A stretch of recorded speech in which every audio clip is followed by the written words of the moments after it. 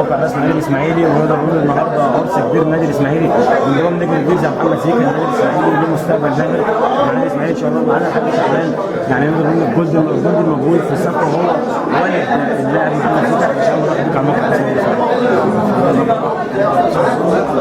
جماهير النادي الاسماعيلي ومجلس اداره النادي الاسماعيلي. محمد ليه ضغط كبير قوي، وبعدين انا فضلته للنادي الاسماعيلي ليه؟ لان هو لعيب كوره، النادي الاسماعيلي لعيب كوره، وان شاء الله يعني محمد عنده كتير هيقدم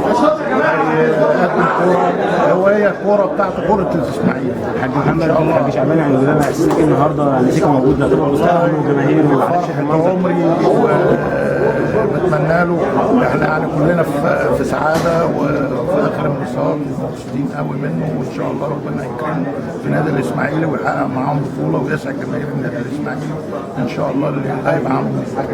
حاج شعبان، انا اسباب رفضك لعرض النادي الاهلي، احنا شايفين الاهلي كان عايز محمد في الموضوع ورصيد ارصدته ورفضت، كان حاجه زي ما كده رصد كان النادي الاسماعيلي وايه السر في رفضت ان هو محمد يطلع من الاهلي؟ يعني النادي الاهلي يعني اي حد بيتمنى ان هو يدخل شايف. انا شايف والله ان النادي الاهلي بياخد اللعيبه بيخزنها، وانا طول عمري زملكاوي وعارف بشجع كوره من زمان.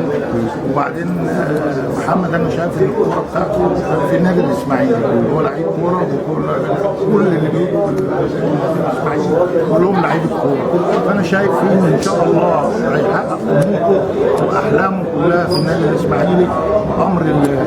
انما بالنسبه للنادي الاهلي انا كنت متخوف ان هم مثلا هياخدوه يلعبوه ويلعبوا بره، مش هيلعب بالك، كان هيضيعوا عليه كمان فرصه سنه او سنتين.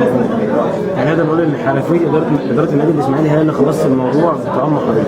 بامر الله. كلنا حضرتك جمهور النادي الاسماعيلي. والله بتمنى ان محمد يسعدهم ان شاء الله ويقفوا جنبه ويشجعوه، وهو برضه امر الله يعني هيحاول يسعدهم ويفرحهم، وان شاء الله هتشوفوا منه كوره وهيبسطكم وان شاء الله يبقى التوفيق. مش عامل مشكورات